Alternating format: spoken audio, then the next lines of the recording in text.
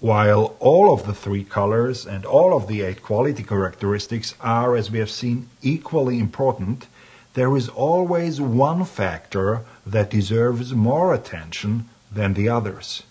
In NCD, we call this the minimum factor. It's the very factor that is, in a given situation, the least developed one.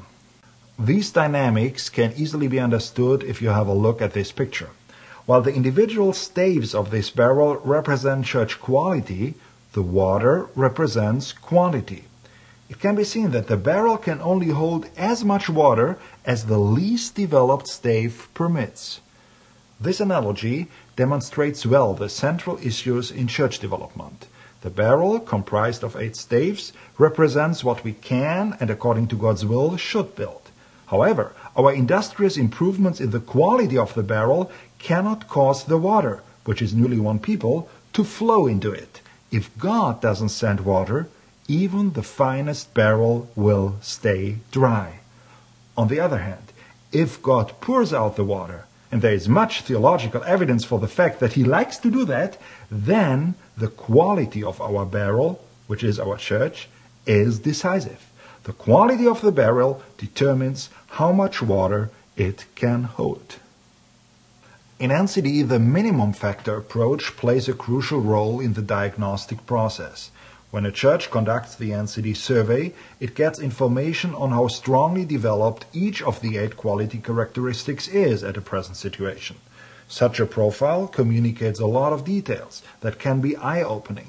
However, the most important piece of information is to show which of the 8 quality characteristics is the present minimum factor. The second area where the minimum factor strategy applies is a 3-color diagnosis. It helps the church discover on which color zone it should focus in order to reflect all of God's love more completely than before. In other words, the goal of the minimum factor strategy is a spiritual one, helping believers become transformed into the image that God has in mind for them. As any church, even the best in the world, always has one factor that is weaker developed than the others, it is the constant challenge to identify this factor and to focus your energies on it. In the past, a number of people have misunderstood the minimum factor approach as a mere management technique. But there is more behind it. The minimum factor approach is the logical consequence of striving for spiritual balance.